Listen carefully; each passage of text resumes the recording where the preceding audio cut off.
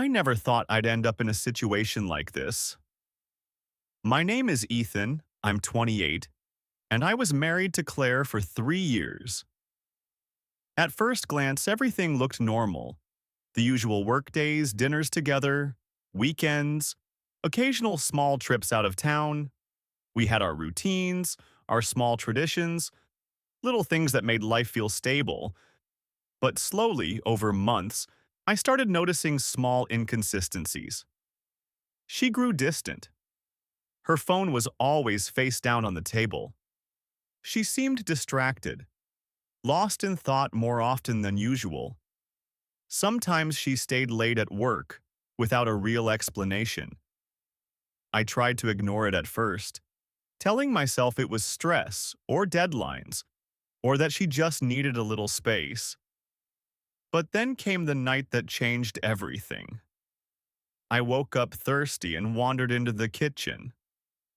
There she was, sitting in the dark, scrolling through her phone, quietly laughing. Not the familiar laughter we shared, warm and easy. This was different, distant, secretive. And in that instant, my stomach sank. She was hiding something. After that, I started noticing more. The little things began adding up.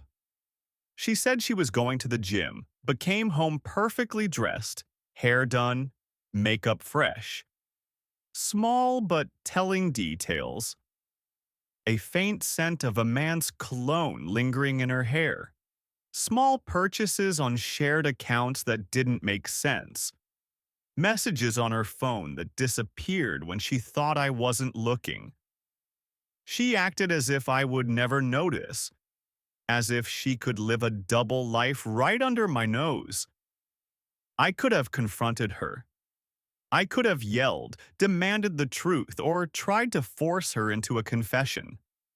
I could have reacted with emotion, but I didn't. Instead, I decided to stay calm. I became attentive in ways she wouldn't suspect. Flowers, little dinners, casual compliments, doing the things that made her feel safe and relaxed. I wanted her to let her guard down completely, and she did. She stopped being careful, stopped hiding things, unaware that I was paying attention to every detail, quietly observing, quietly planning. Then I took the next step. I met with a lawyer. Quietly, without telling anyone.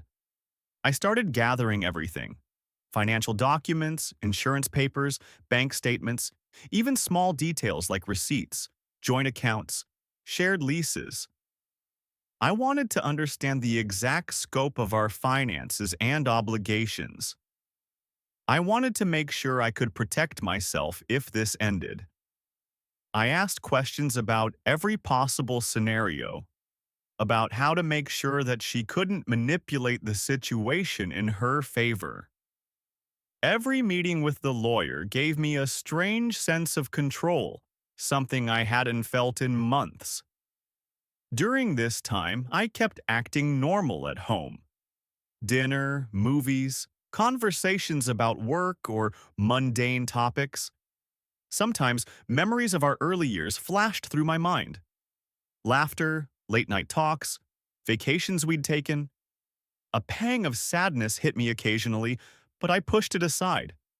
This was no longer about nostalgia.